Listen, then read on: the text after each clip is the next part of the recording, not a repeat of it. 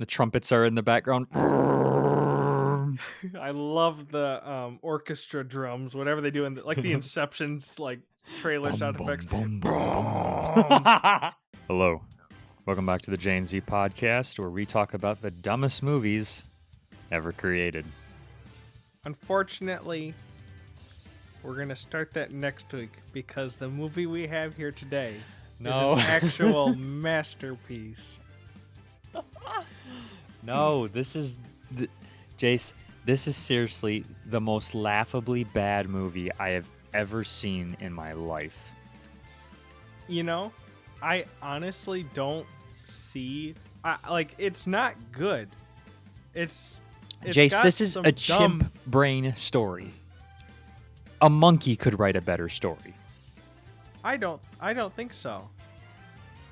This is the way the story pans out. What if the moon was built by humans? Wait. What if aliens built the moon? Wait. What if the humans were the aliens and they built the moon? And then AI took over. And then we have a Lexus commercial. That is so far from what this movie is. The moon is also falling. I hated this movie. What do you mean you hated it? I hated it. It was everybody so knows, bad. Everybody knows it's not a good movie. But was it a fun movie? Was there really. not always something really fun happening on screen? I mean, it was funny bad, but not like... There was always something happening. It's like 2.5 hours long, and every single second there's like something somewhat interesting happens, whether it's plain absurd by the end or just like really stupid. I wouldn't say it's interesting. It's just it makes my head spin sometimes. Like the way characters get revealed was so weird. It was like they had no impact on the story. Half of the characters in here you could just take out. Like, oh, absolutely. At first, the Halle Berry's character, she says she's married in the beginning. Okay. Then she says goodbye to some female, and I'm thinking she's lesbian in this story. Okay.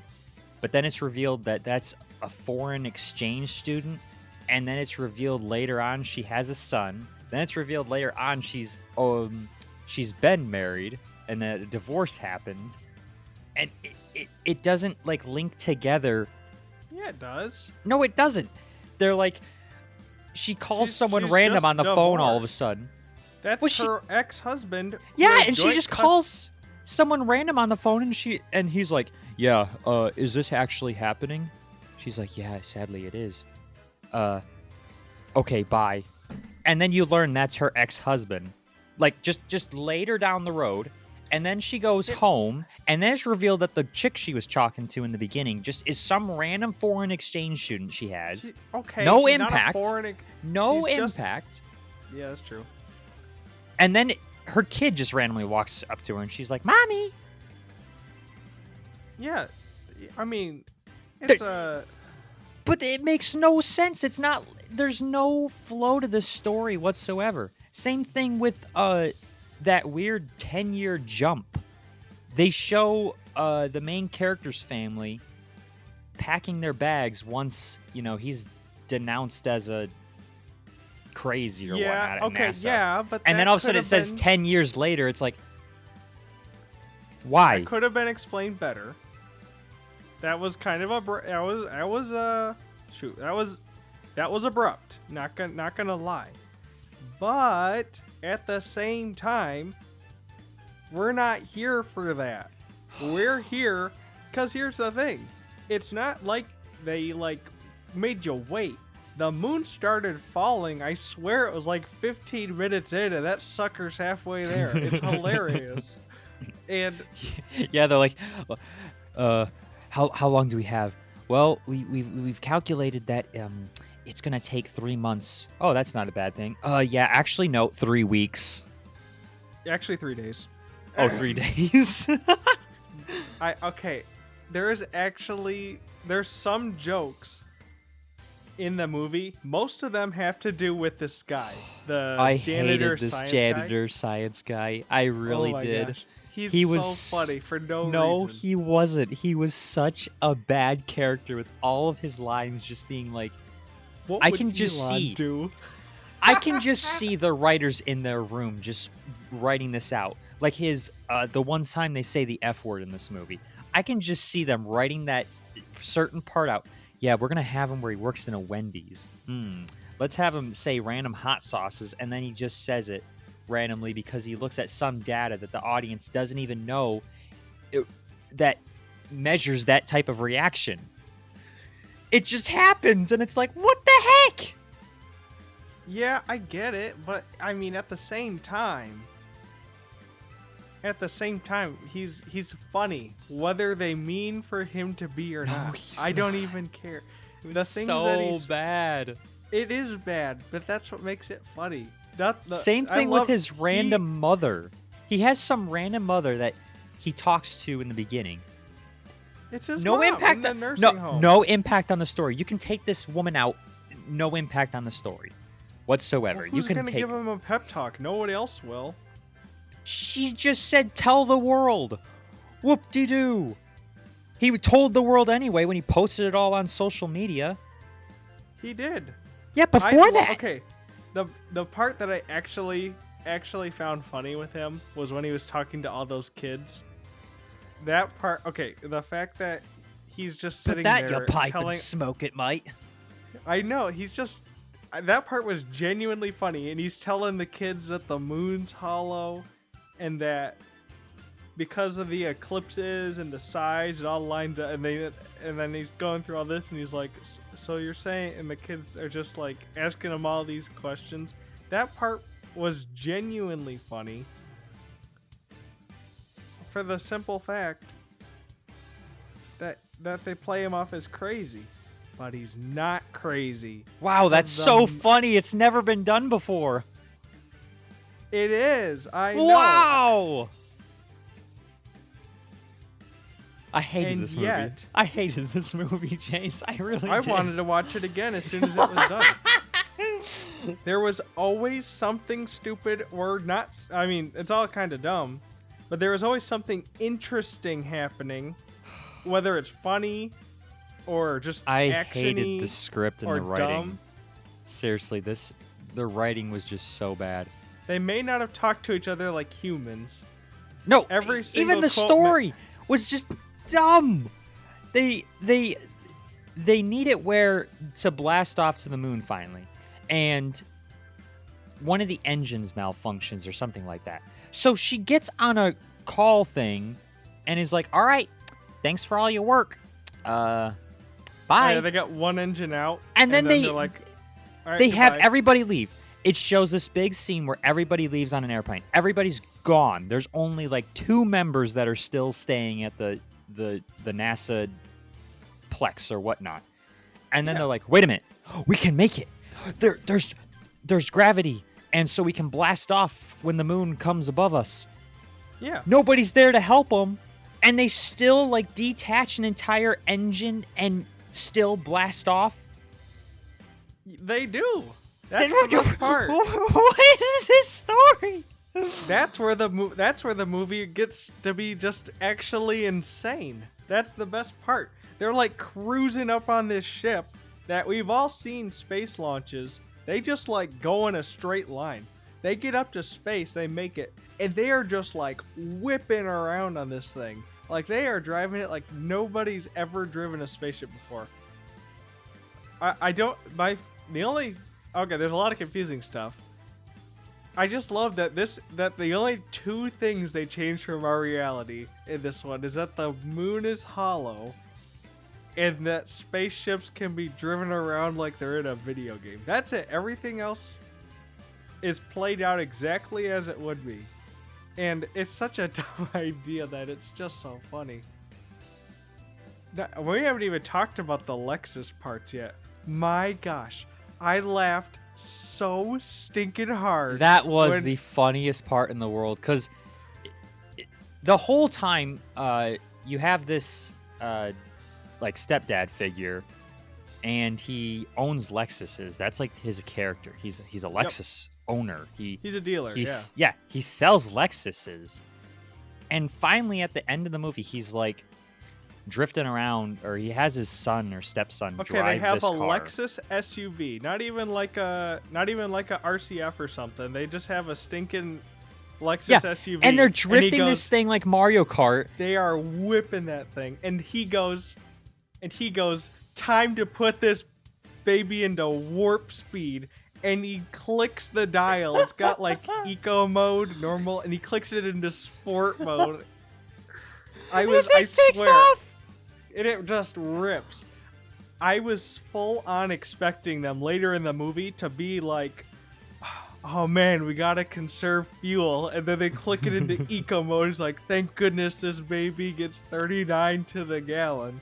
I know, and all the scenes with the cars. Those cars are in the snow, and they're all like driving them very like in the shots and stuff like that. Oh, it's just like marketing at its finest. Same thing with like the Samsung phones, like the random janitor tech guy. I love the Google, like there's like a Google Nest or something just chilling. Totally, yeah. They just linger on it for a second. You're like, oh. They have this janitor guy like taking photos, and it's like right in the camera of the camera, and it's just a Samsung phone. It's just blatant advertising, but it's hilarious. But it's so great how it all ties together, because we would have never never gotten gotten these. No sense. It does in real life, because if this movie wasn't so bad that every single studio declined making it, he wouldn't have had to make it out of his own money and gotten advertisements from sponsors. And he still lost money on this. I don't know about now, because people are watching it because of how bad it is. And especially on HBO Max and stuff. I don't know how much you got paid, but at the box office, it was a failure. Big failure. But it's so funny that the best parts of the movie came about because it was so bad that nobody wanted it. If they had picked it up, it would be even worse. But it wouldn't have been in a good way. It would have been in a boring way. Yeah. I love shameless tie-ins like that. It is so stinking funny, especially when they're done like that. It's just they just pick the best of the everything. Only thing I liked about this movie, and it's tiny, was this weird alien creature that they have throughout the film. That it's AI. The AI. I liked that it was cool. I liked that it was kind of like a kaleidoscope-like creature almost. Like anytime it moved, it felt like water, but at the same time, like, you know those things you look through in like a kaleidoscope? Yeah. It looked like that, where its patterns match on the other side of its face, so it's very uniform, but also it just flows really cool. I like the design of it. That being said, everything else just baffled me. Okay, the visuals were never that big an issue for me. They looked awful. They weren't. Some of the visuals were okay. Some of them were kind of crap. The Lexus car chase scene couldn't have been more unrealistic if it tried. But wait, what was with that one random guy? There's like a guy that is driving the truck, trying to follow him. Like on top of the moon, just randomly coming down on a space. If that wasn't, emotional enough, you have these crazy rednecks with shotguns just following the main characters. Well, they're trying to get a car, and then they're trying to get the oxygen because the moon's breaking the atmosphere and all this stuff. Let the main characters die. The main character died, yeah. Well, in a stupid way. So I just love how bad the pacing is in this movie. So it can be a good, like, if you ever see like those like disaster movies, like, The Day After Tomorrow. Films. They're not great, but they'll typically spend, 50%, preparing. That's like half the movie, trying to prevent it. And then the other 50% surviving it. I love that 15 minutes in, the moon is like dragging across the surface of the earth already. And yeah, they're like, sir, the moon, it's falling. How much time do we have? And then it shows a shot outside, and the moon's just large and looming over the earth. Yeah, it's just it's humongous and it's just whipping around. The And trumpets are in the background. I love the orchestra drums, whatever they do in like the Inception's like trailer sound effects. That's what they do every time. It's hilarious. And so I feel like so it's just dragging on like the surface, just yanking everything up the whole movie. And they have all this time to set everything up. They just spend like 90% of the movie getting to the moon, and then the last 10% is just like An exposition dump. they totally just dump everything, and it's told in the weirdest way possible. Yeah. It's like in his mind, and it's like they somehow got his like son, who's on Earth, to tell, like, why is he telling us all this stuff?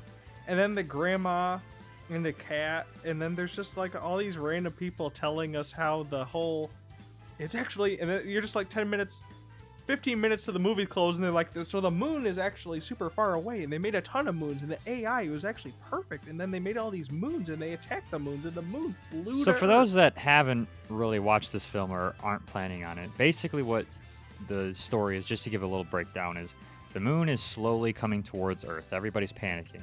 The thing is, they quickly think, coming towards Earth. yeah, they think that it's an alien that's causing these problems on the moon that's making it shift toward the Earth.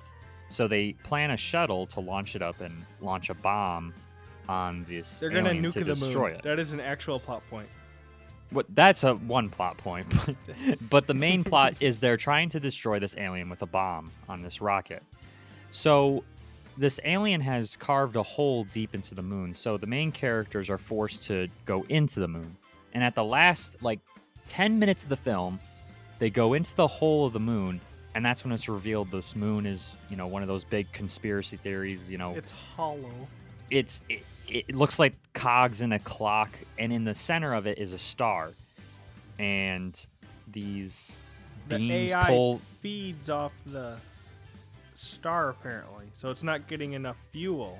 Yeah, so the main characters are dragged into this weird part of the moon, like one of the cogs. And it's revealed through the operating system of the moon. I feel so stupid for saying this. They're up there rocking Moon OS,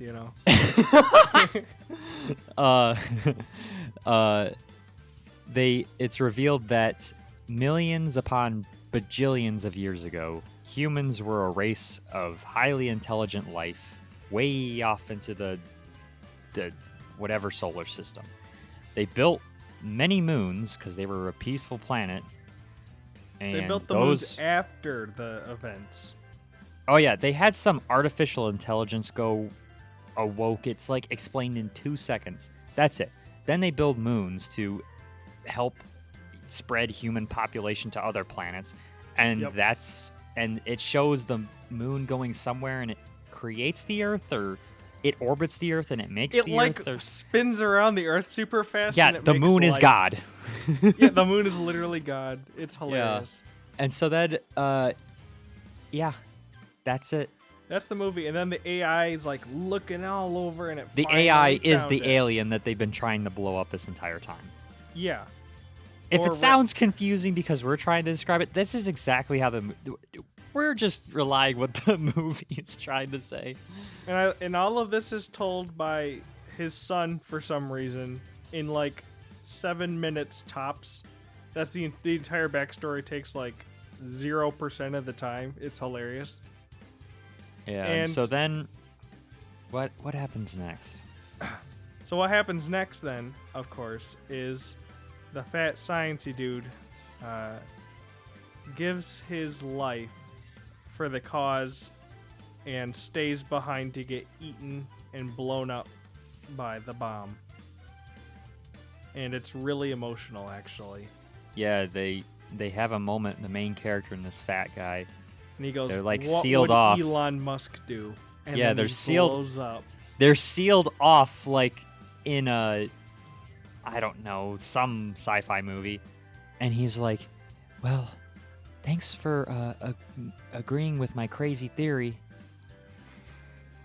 But You're not crazy. That's the way they speak in this. It is so funny. It's like, who wrote this?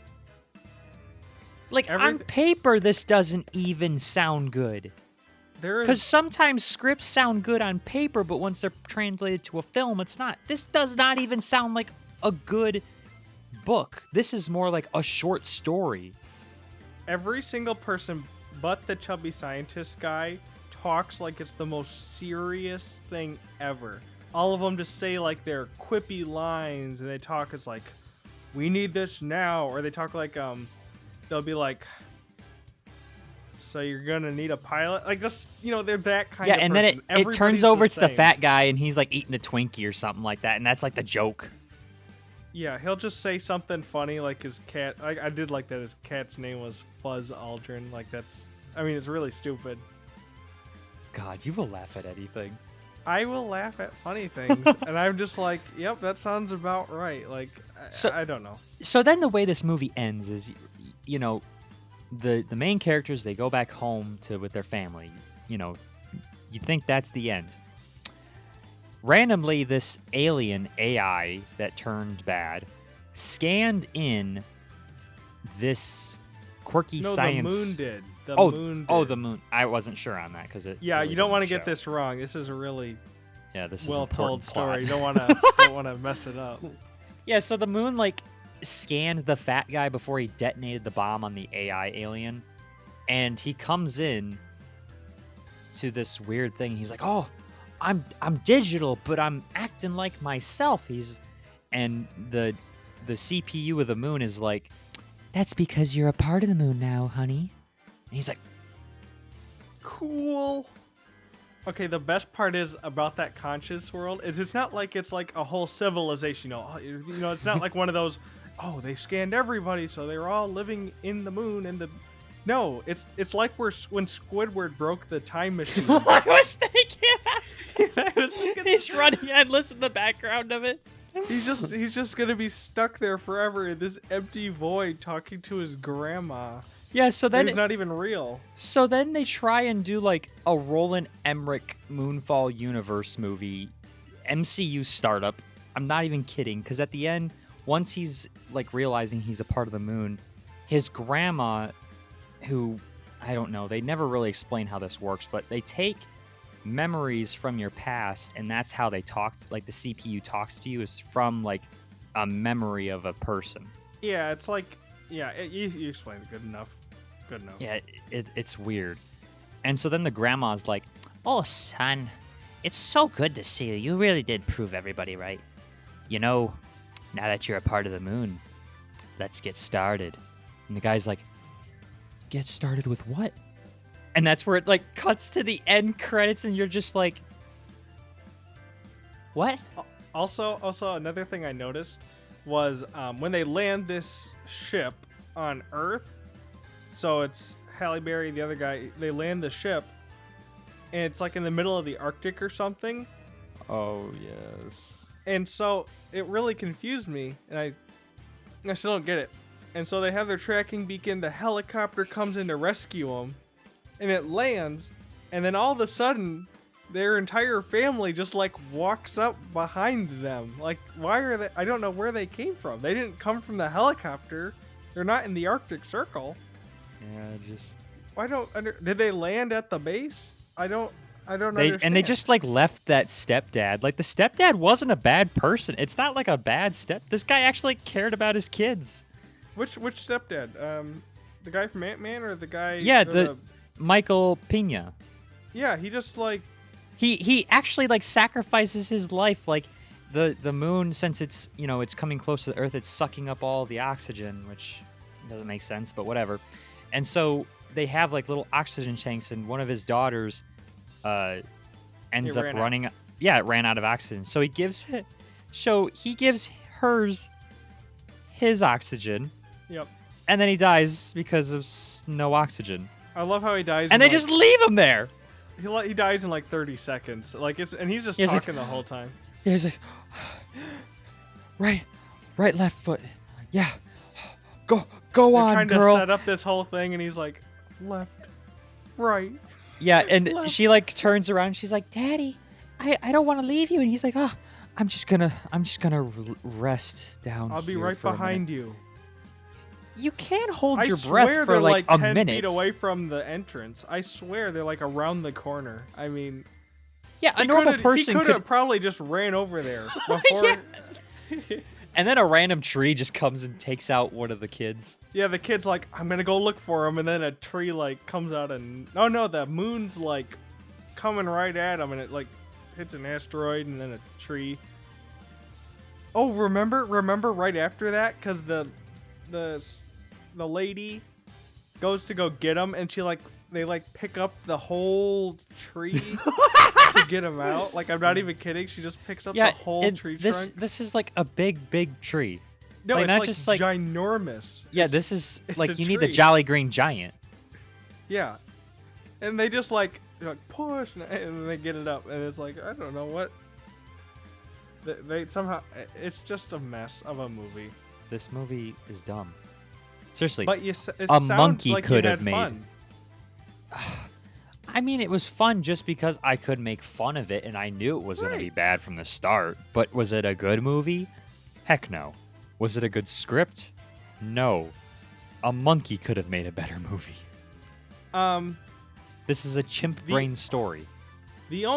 I was actually expecting it to be a little worse in the fact that I thought the one saving grace of it, not that it has one, is the editing.